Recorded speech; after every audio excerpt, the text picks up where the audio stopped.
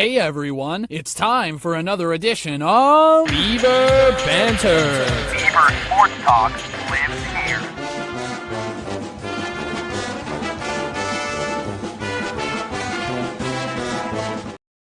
It is the Beaver Banter Podcast, proudly sponsored by the Bemidji State Alumni Foundation. I'm CJ Baumgartner. That is Ian Rivers. We are ready to roll for another one. Games are beginning. Students are back on campus this week. It's all happening. Ian, how are we feeling? I'm getting ready, man. It's about that time. Football kicks off this week.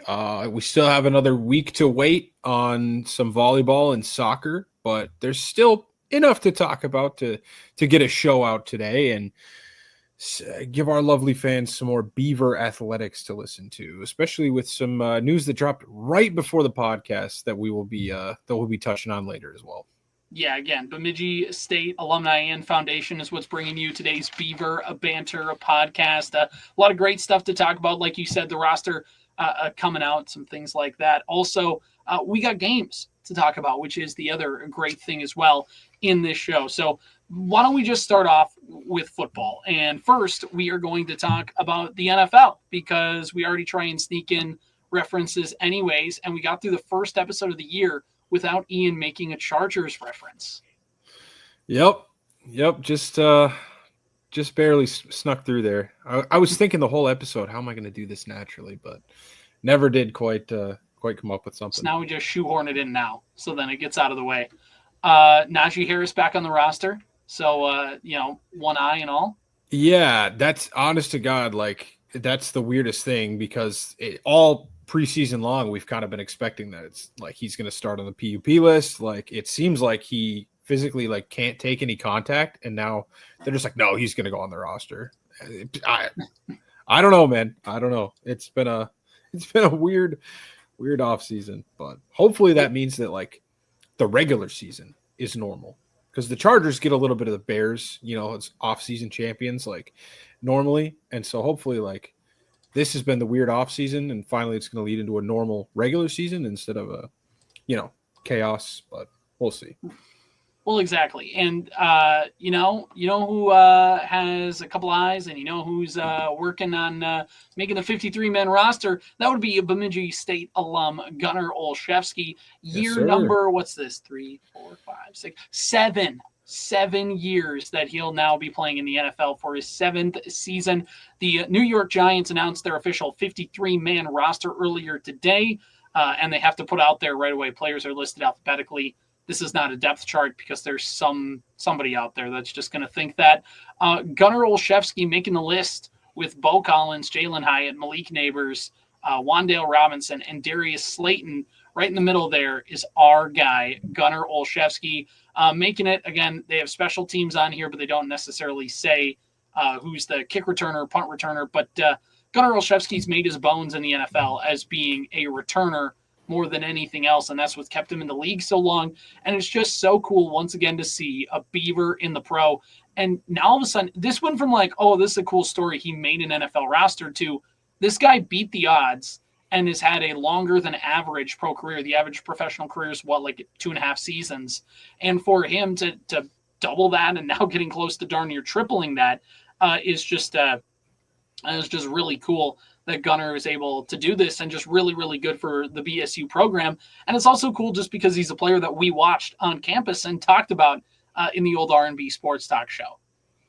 Yeah, it's great for Gunner. For a while there, it was looking like he was kind of tailing off. It's just, some of those special teamers, they get there, even for him to go 6 years was awesome. And then, last year wasn't quite on the roster as, consistently as we had seen in the past. And so you're like, oh, maybe this was, maybe that was it. Maybe that was his kind of final chapter, but he's back again, ready to start the season strong for the Giants, who I'm sure will be really good this year, as always. But yeah, good for him. I mean, like you said, CJ, it's just cool. Every time you got to see him on the Patriots, and hearing Al Michaels say Bemidji State as best as he could. It's just fun. It's awesome to see guys at that level performing as long as they possibly can. Let's get him to 10. Let's get him to 10 years in the NFL. Let's do it. Let's get it to double digits. You mentioned Al Michaels. Al Michaels did say his name again last week because Amazon had the Giants and I don't know who they were playing. Maybe it was the Patriots. Doesn't really matter. In a preseason game. And Gunner Olszewski caught a little pass from Jackson Dart, kind of a scramble play. He just ended up being open. And not only did he catch it, he turned it up about 50 yards upfield to make a really nice play. And just a few yards away from getting in the end zone for a touchdown. But yeah, Al Michaels definitely a lot more confident talking about Gunner Olszewski in that call there, which is really cool. And like you said, Gunner had his stints with the Patriots. He had a stint with the Steelers. I believe maybe there was one other team that was in the middle there before he ended up back on the Giants. And just a really cool thing for him to be able to stick around. And he has, all you really have to do in the NFL to be a reliable punt returner is just never fumble, which is something Olszewski, outside of a couple bad returns in Pittsburgh, hasn't really did. And, of course, you got to make a big play or two, and Ian remembers some of his big ones. I don't know if he's ever made any big plays, to be honest. No. Didn't he have, some big punt return touchdown? Yeah. No, his best career game came against the Chargers. I believe he had 2 touchdowns in that game. I think one of them was just offensive, and then the other one was, of course, a punt return touchdown. And that was when he was with the Patriots. Yeah, he was a Patriot at that point, playing with Cam Newton. Well, I was gonna say, think of the quarterbacks that Gunner's played with over his career. He started off with Tom Brady first of all. Yep. Then Cam Newton comes in. Yep. And then he goes to Pittsburgh, where I believe Kenny Pickett was there, so he wasn't necessarily with Super Bowl champion Kenny Pickett. How could we forget? And then now is catching passes from Jameis Winston and Russell Wilson, and just the hydra of quarterbacks that guy has caught passes from. It's just really fascinating to me. And that guy just gets to casually catch balls from all of them. So that's it's a super cool thing. It's super cool for the program just to be able to have a guy like this last in the NFL. And it's just been a really, really cool story ever since it's happened. And the fact that it keeps continuing is more than just a fun story. This is a guy who's legit. He's an NFL player. And it's just really cool to see that happening. Kind of the biggest thing maybe you could equate him to is for Vikings fans, like a Marcus Sherrill's kind of career.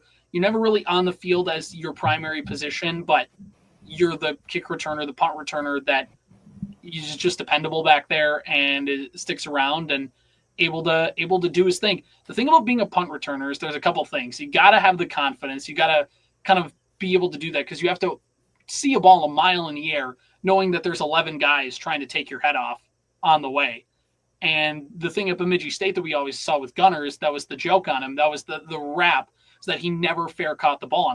And maybe he had one fair catch in all of college, and he had some electric punt return touchdowns there. And the other thing about being a good punt returner is you're just shifty. You know what I mean? It's not necessarily that you're Cordero Patterson. You're like a freight train. You're just tough to take down. Or, Devin Hester, of course, was quick. Obviously, that's what made him the goat of punt returning. But the thing about what most good punt returners are, they're just slippery. They're just shifty. You can work your way through a seam and able to get through. And also you're just, not that you're big and tough to bring down in the sense of you got to be big and strong, but if you're not sound and that returner's coming by, he's going to get past you. And that's something that I believe Gunner has just been able to do really well at the NFL level. And again, just if you're able to catch punts consistently, it's not the easiest thing to do. And if you prove you can do it, and sometimes teams like it if all you do is punt return in a sense, because you're going to stay healthy and we don't have to go find another punt returner. But also it allows the other position players to just go play wide receiver, go play corner, do whatever it is they need to do. And then you kind of can just take that role there. So long story short, just really cool to see Gunner doing the stuff he's been doing. But Ian, there's actual football we are going to talk about here. Coming up, it's the first Bemidji State football game of the season. And for the second year in a row, it kicks off with the matchup against Michigan Tech. Not at the Chet, though. They're going out to Houghton on Thursday to get the season going. And the little ticker on the BSUBeavers.com webpage says 2 days, 38 minutes, and 10 seconds as of recording this podcast. Curley Stadium is where it's going to take place. 5 o'clock kickoff on Thursday night. Ian, are you ready? Oh yeah, big time. Beaver football feels like it's been away forever, and it's coming back here within basically 2 days. Within 48 hours, we'll be rearing for kickoff. I'm going to try to find out quick whether or not this is behind a paywall. I think that the conference that the GLIAC is behind a paywall. It is. It's on Flow Sports. So for anybody that still has their Flow Sports subscription from a couple of years ago when Bemidji State Hockey played on Flow, this is all included in that. I know that's why some of the teams in the GLIAC conference were upset when they switched to Midco, unlike people like us who were rather overjoyed because they just had the ability to double up and use it for all the sports that they had to watch on campus there in Northern Michigan and Michigan Tech. So I do believe it is behind a bit of a paywall, but it's on a familiar site to a lot of Bemidji State fans and Flow College. It's all the same, I believe. I believe once you pay for Flow, you just get everything. Yeah, that sounds right. I could be wrong about that. I really only used it for hockey and some dance competitions with the wife in the household, watching some of those. But yeah, anyways, back to the game at hand. Last season was a weird start. The offense definitely had their struggles in that first game, more so than we thought, even for a team that was making, this big transition going from Brandon Alt to Sam McGath. And this year's not going to be any different because now we're going to see quarterbacks that, we saw a little bit of Carver. We saw a little bit of Romack. We don't know if it's even going to be those two. We were told by Jordan Hine months ago when we had him on the podcast, we'll find out on August 28th, who's the starting quarterback. And we still have not heard a word on who it's going to be. So it's going to be an entirely new quarterback under center with an entirely new offense. But something that gives me a little bit of hope for the offense is that the running game last year was really what got moving in the second half of the year. The running game was so much better last year than I ever remember it even being, going all the way back to the Jordan Hine days. More consistent.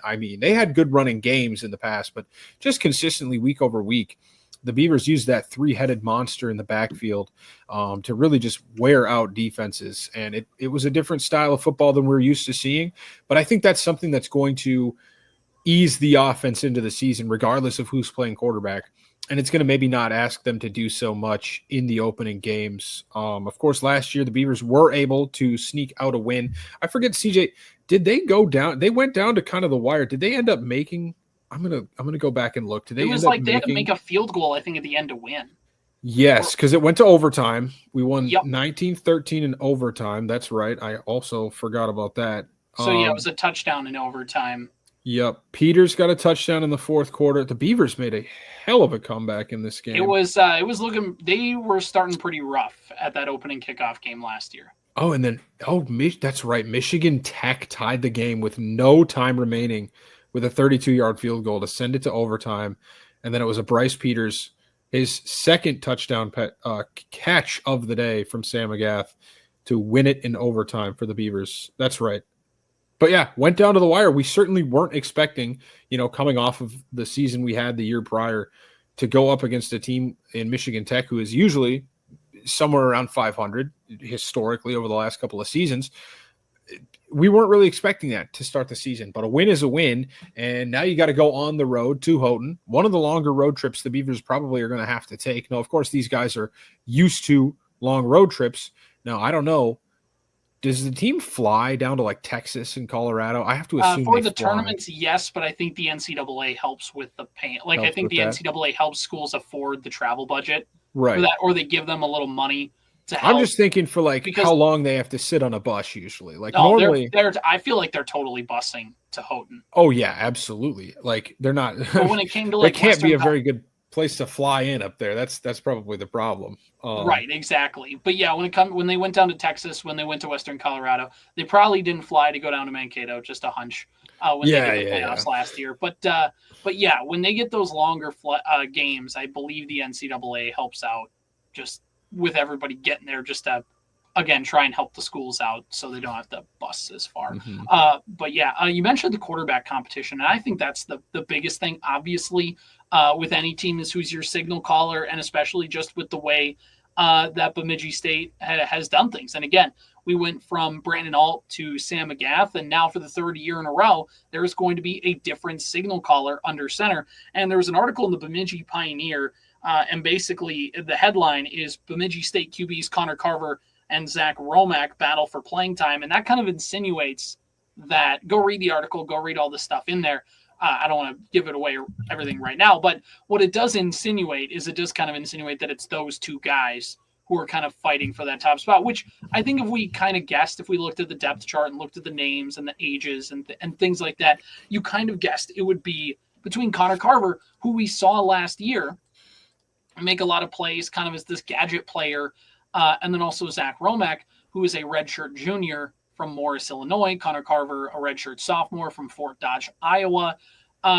And it's probably going to be between those two who ends up getting the call.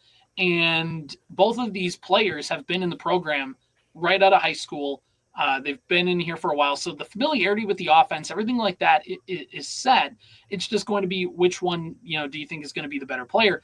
And this will be the interesting thing, because I think if you go just on a purely athletic kind of bend, if that's all you had to decide, you'd go with Carver, because at least in what we've seen of Carver, and maybe Romack is on this level too, but we just haven't seen it, Connor Carver is the more athletic between him and Romack. And if that's what you want out of your quarterback, if that's what you think the offense needs is just somebody who is a playmaker and can run around and do things, and his legs are just as important as his arm, then he probably gets the nod. But if and this is nothing against Carver, but maybe if you want to go in the other direction of, Romack is a guy who maybe can just function the offense, and then Carver can always come in for those special plays like when McGath was the starter last year. It's just kind of the two ends of the coin.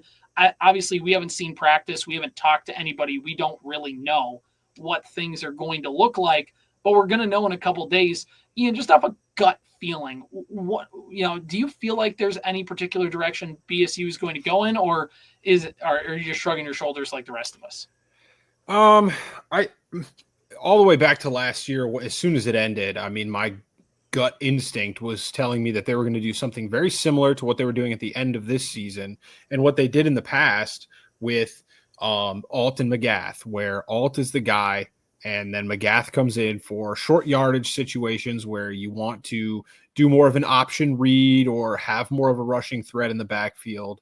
And then last year, I think they kind of divulged, just because of how athletic Connor Carver was.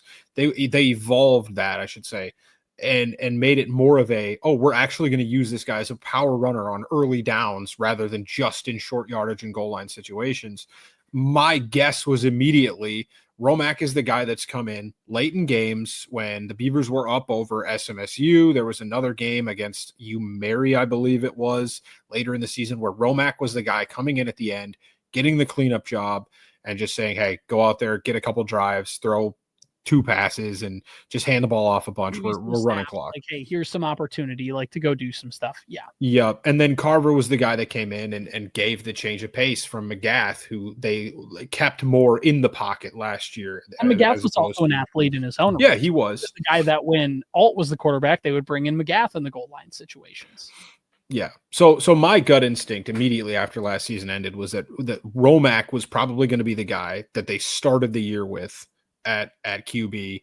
And then they were going to use Carver in a very similar manner to what they used him in this year, just from the start of the year, rather than him just popping up, in week like 10 when he did and helped us go on that big run into the playoffs. But that's just my gut instinct. And the thing is, this year, I think there is more of a quarterback battle than maybe we've ever seen on campus in our, at least in our time frame here. Basically a decade, right? Because Hine was the quarterback basically a decade ago. And then it went from Hine into Alt. And then, well, and I don't remember how easily Alt just took over. I remember there was like a year or two because Alt was injured, injured for the early part of his career. Couple years, he had the knee injuries and stuff. So but I can't remember the timeline of, was he the starter for the season or was he one of the guys that came in and then got injured? Because I remember at one point, CJ, we were playing like a backup wide receiver at quarterback at one point. Because I believe it was like, if we're going way back to when Alt got hurt, it was like Jared Henning was the backup quarterback. Yep. And then he got hurt, and then it was like you're trying to play Mankato with like your third string string quarterback and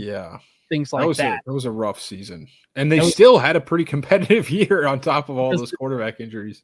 Right, exactly. It was but when Alt came in, he was he was the guy, like, hey, this guy, like, he's going to be the starting quarterback and things like that. So it's like the first time we've, McGath, you could say there was a competition last year, and I'm sure there was, but like, I think looking back on it, like, McGath was the guy who had put in his time senior year. He just was the professional, for lack of a better term, not to say anybody else wasn't, but like, he was the guy that's like, this guy's earned the right to get the nod, and he kept the train on the tracks. The team had a good year, and like, it all kind of worked out. But this is also interesting too, is because, obviously he was a senior, was McGath.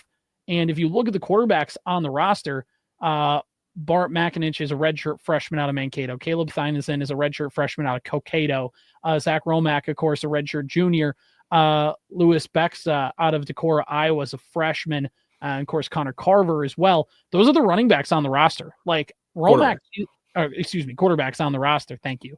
Romack is the junior. He is the upperclassman. He is the kind of guy that's been longest tenured in that room.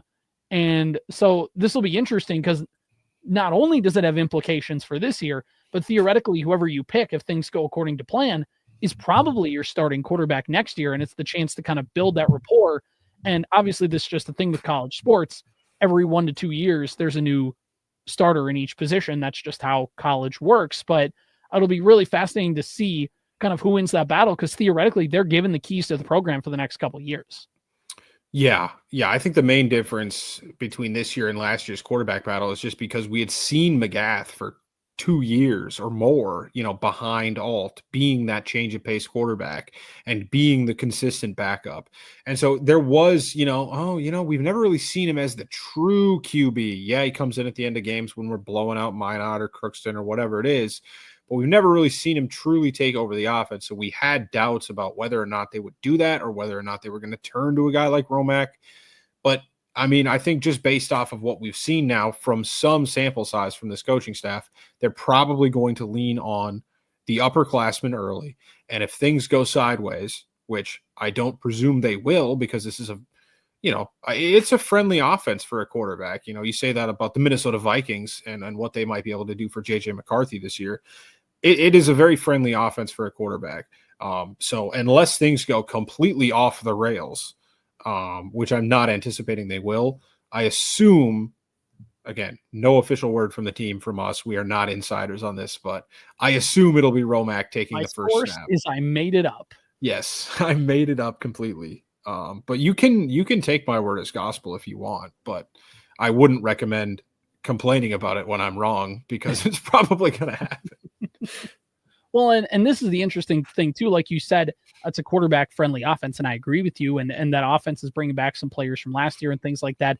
The trenches are going to, be kind of the thing that'll be the area to keep an eye on, but also to keep an eye on. We talked about Jordan Hine. He's the offensive coordinator. Carson Pike, longtime offensive coordinator, obviously oversaw a lot of really great offenses and was a really great architect behind that, and had done a lot of really great things for this program. Now he's kind of stepped down in that position.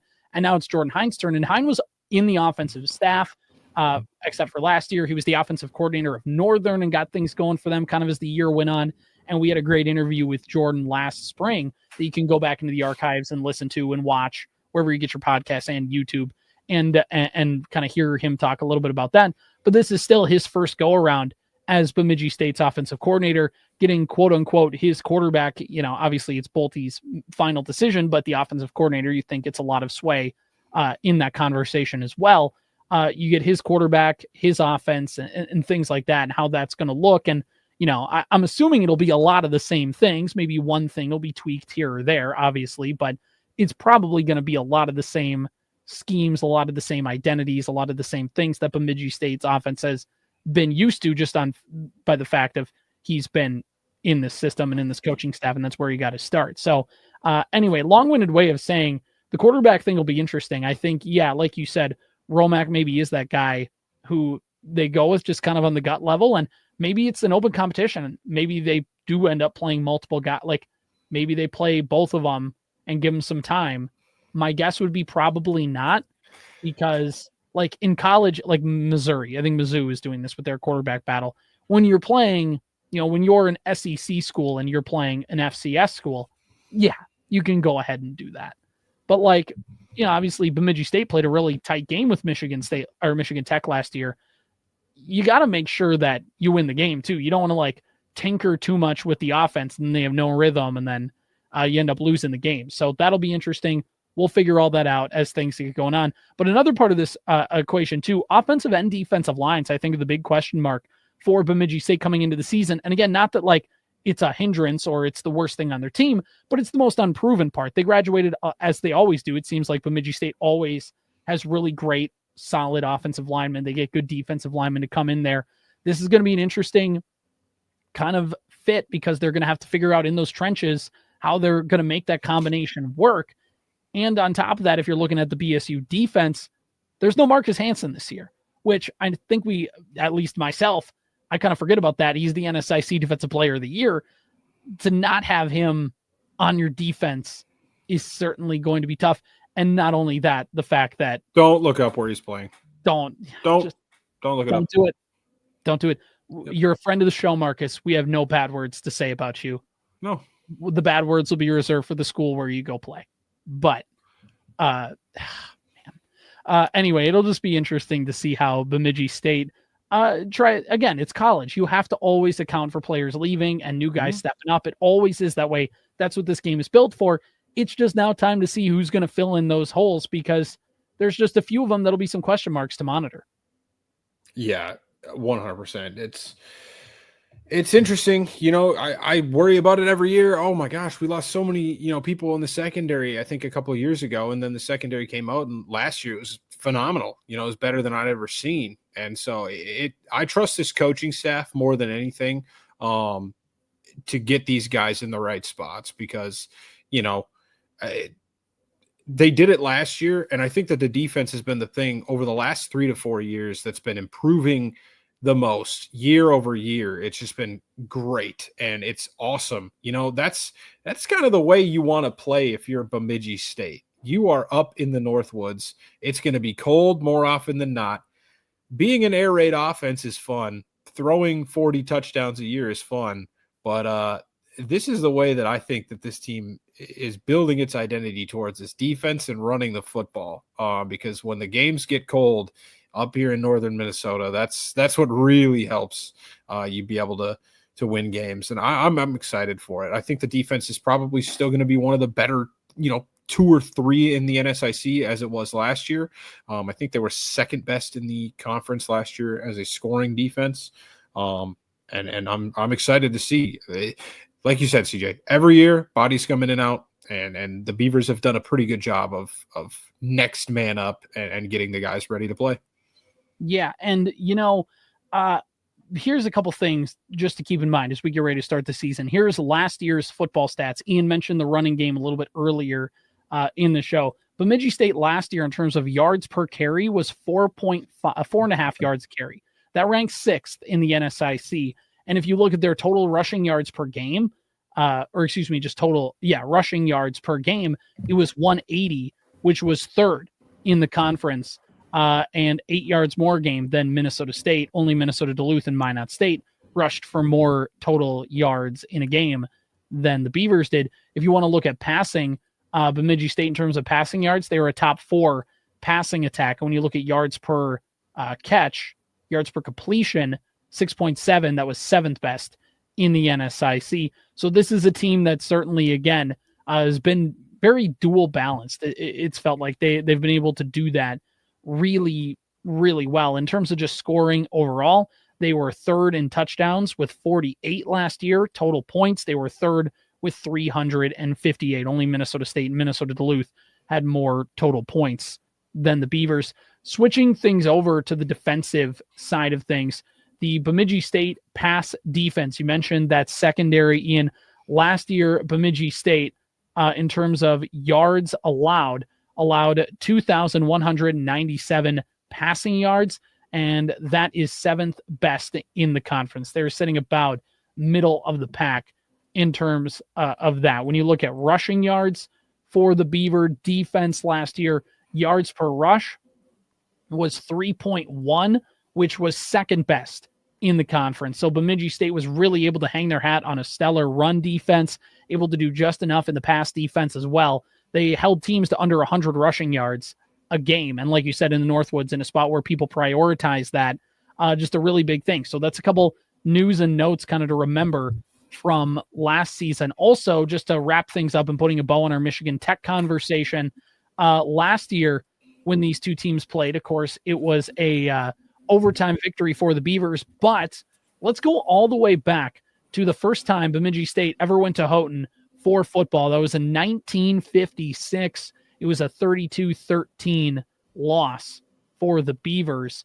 The last meeting, of course, was a win, but the last time Bemidji State had played Michigan Tech before last year was 1993. And the last time Bemidji State has won back-to-back games against Michigan Tech was in 1967 and 1968. They were able to get back-to-back wins. If you look at the all-time series, Bemidji State is losing it 11-20 overall. So let's make it 12-20 and at least get one step back further. I think the Beavers win 20-14. That's my final score prediction. Ian, what do you got? I think the Beavers come out and make a statement in Houghton early in the season. I think they win this game 28-10. I don't think it's going to be close. No. We're going to keep it. Bemidji State's going to be in charge, and we will be ready to roll with that. We'll be breaking it all down as things progress. All right, Ian, we need to talk a little bit about hockey and their roster getting announced. We're going to talk about the a kind of 30-year anniversary team for Bemidji State women's soccer as well, and just a couple other things Beaver related, including Jackson Jutting finding his feet in the professional ranks. All of that, but first, Ian, we got to talk about our good friends at the Bemidji State Alumni and Foundation. And Ian, just give us a few quick words about them. Yeah. What do I say? Well, what about once a Beaver, always a Beaver? The Bemidji State Alumni and Foundation is here to keep that green and white pride going strong for its 50,000 graduates around the world. From scholarships that open doors for students to events that bring BSU alumni and friends together, you can get connected, give back, and leave a legacy at Bemidji State. Whether you're a proud BSU grad, a local supporter, or just love cheering on the Beavers, come be a part of the action at bsualumni.org. That's bsualumni.org. All right. What do we got to talk about, Ian? Let's first start off with men's hockey. We led off the football discussion by talking about a Bemidji State Beaver who's in the pros and Gunner Olszewski. And if we want to go Beavers in the NHL, obviously our guy, Zach Whitecloud, is there. But a recent Beaver alum is making his tracks in the pros. Ian, what do we got? Yeah, we've got some news about Jackson Jutting. Former Beaver captain just announced today that he is signing with the Kansas City Mavericks on a contract to play pro hockey in the ECHL, which is a part of the, you said, Seattle Kraken development, program. Yeah, it's the lower, because I believe the Firebirds are their Yep, Coachella Valley. Yep. Coachella Valley's like their higher part in the organ. Their AHL. Yep. Yeah, and then the ECHL or all the hockey leagues confuse me. I believe it's ECHL. I think it's ECHL. Yeah, I could be wrong. Okay, good. So it's the Kansas City Mavericks, which don't love the mascot. Unfortunate name, but very unfortunate. Was it Smolek that played for Kansas City, or was it Elias Rosen? I know that Rosen was in the Kraken organization. I think he went right to the Firebirds, though. Did he? I think so, but I could be wrong. Because I know that he plays in Europe now, but I thought that right after the Beavers season ended, he signed quick with Kansas City, and then after the season was over, I think that's when he went overseas. But I know that Leighton Road is on the Firebirds right now. But Leighton Road. I think he went straight to Coachella. Yes, he did. He went to Coachella Valley. But so hey, it's a pipeline, and you see that honestly. I noticed that quite a bit when you look around. Certain scouts that are just really tapped into certain parts of the country, and Yep. So no, good for him. That was one of our better players for the better part of the last 3 seasons at this point. He's a big part of the reason the Beavers were able to lift the McNaughton Cup a couple of years ago. So congrats to Jackson. I look forward to seeing if he can move up or down. Well, not down. I don't look forward to seeing if he can move down the ranks. I look forward to seeing if he can move up and maybe get to play a few games with Layton up in Coachella Valley. Yeah, exactly. And, obviously we talk about Layton. Kyle Loft is another former Beaver, friend of the podcast, by the way, which is great. It's just good to see those guys kind of able to get their opportunities and get things going. And it's crazy to think about, Ian, but not too long before those guys are going to be lacing them up and getting ready for training camp and things like that for the beginning of the season, which is, again, crazy to think about. We're like a month away from that. The opening hockey game is before the homecoming football game. It's October 3rd. Wait, women's or men's? This is men's. Men's 38 hockey? days. They play in Alaska against Anchorage on October 3rd and 4th. So we got to get – oh, my heavens, dude. Summer just ended. Summer just ended, but I don't even want to check the women's because the women's normally start before the men. They're going to be like, oh, shit, we have a women's game like 2 days from now. They start in September, dude. Yeah, dude, they start in September. Like their very first, it's like the last weekend of September is like the opening weekend of women's hockey. Why do I feel like I do never, ever remember even men's hockey? It catches up on you every year because you're like, it's September. Baseball season's still going. Football just started. I don't need to be spending my time indoors. Nope. All right. Well, hey, I love hockey, man. I got to go back. Like, I'm going to go back to when I was on campus. Comprehend it, 2015-16. When did we start? I guess October 9th. Okay. So it's always kind of been early October, but it just seems strange. I don't remember it being this early. Maybe I'm just growing old and my memory is fading fast, but but anyways. Yeah. By the way, Bemidji State announced their 2025-26 men's hockey roster, like hot off the presses before we started recording. You want to go through it, Ian? Yeah. It's later than normal. We certainly usually get it a lot earlier than this. Usually sometime over the summer, which I guess it technically still is the summer. But yeah, it's changed. There's quite a few names on here that I don't necessarily recognize. There's definitely some that we know from last year. You got a lot of returning faces. Some number changes for sure. Jackson Panzer now wearing number 9, Adam Flamang on number 11. A lot of guys stuck around. There's like 4 names on here that I don't really recognize. And we did see, if you follow Jared Ravato of the Bemidji Pioneer on Twitter or anywhere like that, he has been teasing the fact that there's a reason that the roster hasn't been, tweeted out or posted anywhere. It's because they were still working on finalizing it. And it's because apparently there's just a bunch of new players that Bemidji State is bringing in. Some of the names on here: Oscar Carlson, Connor McLennan, Oliver Peer. That's a new one. Hudson Thornton. Just a lot of new names on this roster this year that really weren't even talked about that much. If you're in the Beaver Banter Discord, which if you aren't, you should be, our friend Lucas over at Beaver Territory has teased some of these names over the course of the summer, just that they're guys that the Beavers are looking at, but nothing was ever officially announced by the team or by anybody. And so it's interesting. McLennan apparently had 92 points last year in the WHL, which is awesome. And then the really interesting one, I believe, is let's see, which one of these? Hudson Thornton, number 5 on the defense. He played like an entire season in the ECHL last year, which is wild to me. I don't know how he is eligible to play college hockey after doing that. So, I've been kind of typing away in the Discord as we've been recording here, trying to pay attention as much as I can to both conversations.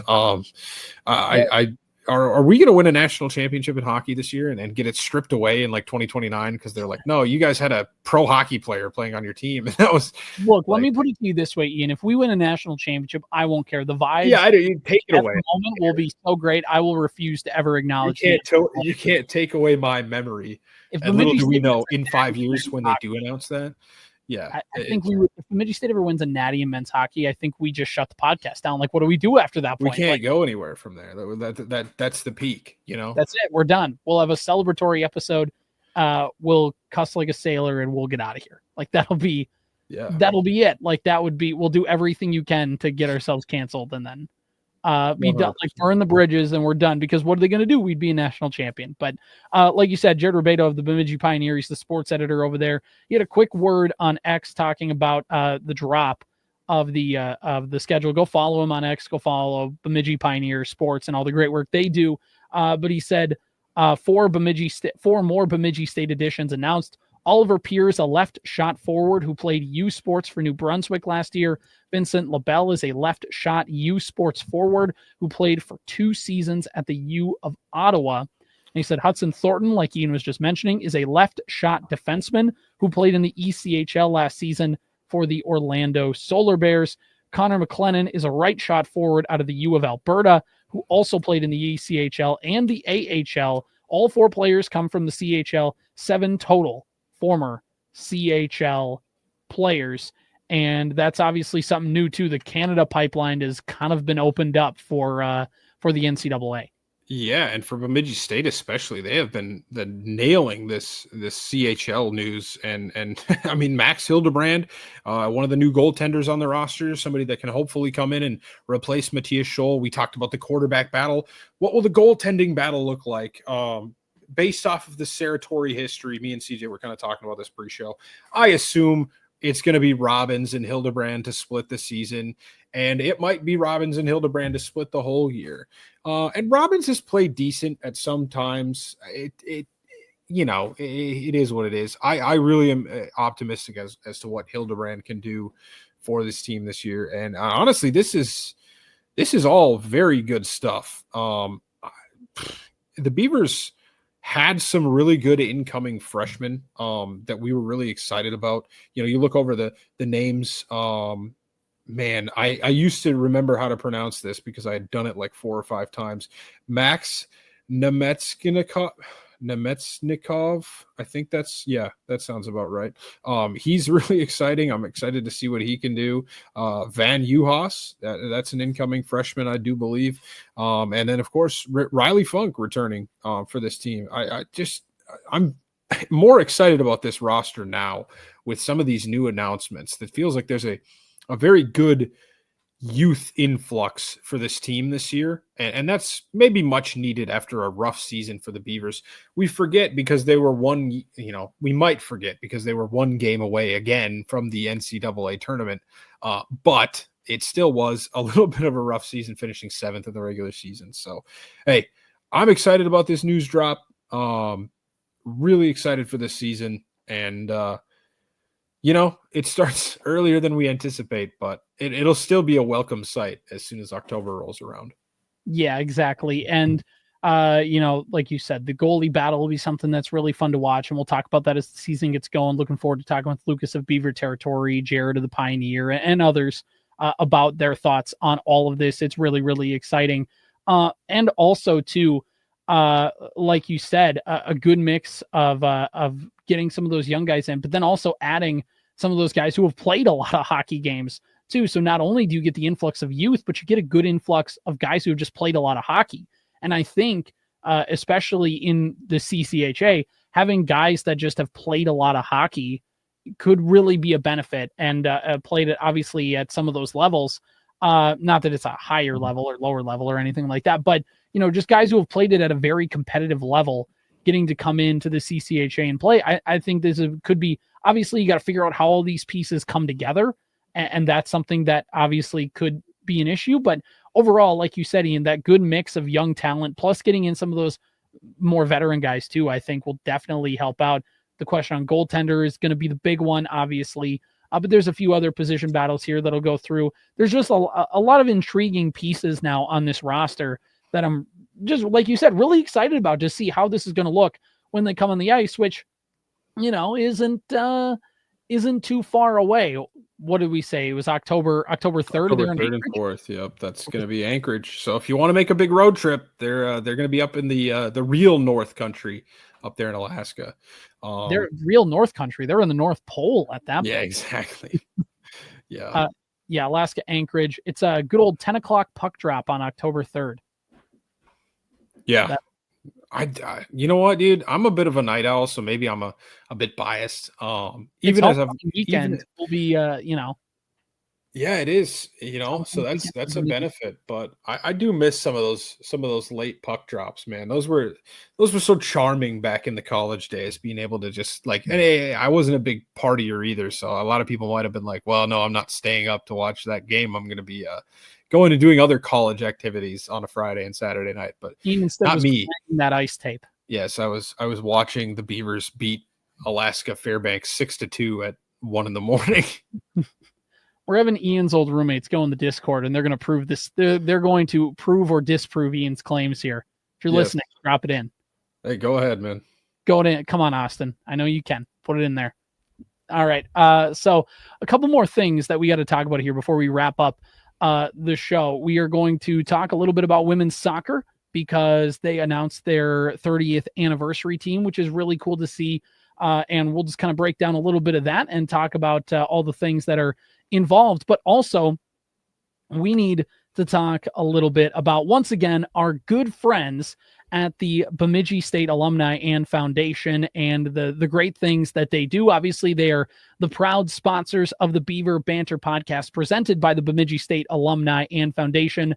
Once a Beaver, always a Beaver. The Bemidji State Alumni and Foundation is here to keep that green and white pride going strong for its 50,000 graduates around the world. From scholarships that open doors for students to events that bring BSU's alumni and friends together, you can get connected, give back, and leave a legacy at Bemidji State. Whether you're a proud BSU grad or a local supporter, or you just love cheering on the Beavers like we do, come be a part of the action at bsualumni.org. That's bsualumni.org. bsualumni.org. bsualumni.org. Once again, the Bemidji State Alumni and Foundation, proud sponsors of the Beaver Banter Podcast. And again, they do so much great work. I know they have a lot of great initiatives and things like that they've been talking about. Mike is a great guy over there with the alumni, with the Bemidji State Alumni and Foundation and all the great things they do. So go check that out, bsualumni.org, and all the great things that they do, like help make the Beaver Banter Podcast possible. All right. Last thing here to wrap up the show. Bemidji State Soccer, has announced their all team, basically their 30th anniversary team. And they, again, have played in a couple exhibition games here. Their first game of the season that is in the books will be on September 5th, which will be a week from Friday. They'll be in St. Joseph, Missouri, taking on Missouri Western State. Then that Sunday, they'll take on Northwest Missouri in Maryville. And then they're into basically NSIC play from that point out. But in the meantime, they put this out here a little bit ago, talking about kind of the 30th season of Bemidji State women's soccer. Now, there's a lot of great names when you think, Ian, of BSU women's soccer, and they've put out this list, and I had it here, and now I lost it on my page, but overall, it's going to be just a really fun season to see what they can do and what all is going to happen and what all is going to be announced. And they've kind of been slowly putting some stuff out here about the 30th anniversary team. And a couple of them that they've put up so far, first off on the list has been Megan Wallner, who is a defender who played from 2004 to 2007, an all-NSIC, a three-time NSIC all-academic, tied for fourth most games started in program history, tied for seventh in most games played, and is in the Beaver Soccer Ring of Honor. So she has been kind of shouted out, who's officially cracked the BSU women's soccer 30th anniversary team. They put that out yesterday. Today, they put out their other submission into the 30th anniversary team, and that's Maggie Cade, who was a midfielder from 19 to 23, was all-region, all-NSIC, a scholar all-region, a four-time NSIC all-academic, and the career games played leader in program history. Ian, how are we feeling about Maggie Cade cracking this list? You're on mute, I think. Yeah, I am. Try not to interrupt you when you're doing your ad read. I'm feeling pretty good about them. Those are a couple of good players. It's such a tough team to come up with because there's been, especially over the last decade, there's been so many good players that have come through this program and made their mark on this team. That I don't envy anybody that has to go through and single out any specific position, or any specific player that has to get their name on here. But I think so far so good. I don't really have any complaints about that. Yeah, no, it's a cool first 2 submissions onto the list, and we'll see. Keep seeing them kind of get leaked out here over the coming days and things like that, which is a really cool. One other thing I want to shout out to, I know Bemidji State, of course, had a little bit of exhibition games played and things like that. And Brent, who does a great job taking pictures of the Beavers and things like that, had some really good shots of that action early on. Go check that out. Follow him on X or just follow Bemidji State Women's Soccer. They reposted that. Some great shots, and it's getting me excited to have the games start counting next week. Absolutely. Yeah, I can't wait. Beaver Soccer is almost back, and it's usually one of my Friday evening traditions before, it's tougher. You got to go split screen once the hockey picks up, but it's always fun, especially when the weather is still nice out, to turn on some Beaver Soccer on the weekends. Yeah, exactly. Ian, anything else we need to talk about here with Bemidji State related things? That kind of, I think, wraps it up for our show. There's not much else, because once we get into next week, we are going to have a football game to recap. We'll have women's soccer. We'll have cross country. We'll have, men's and women's golf coming up too as well. We kind of get thrown into the whole rigmarole here. Volleyball as well. That's all starting when September rolls around. Football's pretty much the only one that cracks the list here in August. Good luck to the Beavs. Going to be really excited to have football on my television of my favorite college football team on Thursday evening. It'll be a 5:00 kickoff. Like Ian said, if you got the Flow subscription, you can watch that way. Otherwise, you can just listen online as well. There's some live stream options for that audio that we are probably going to have to rely on unless somebody wants to, sail the high seas for that game. If somebody wants to make that possible. Yeah. I don't know if certain high seas websites would carry that. Not implying you should do that, by the way. But, right.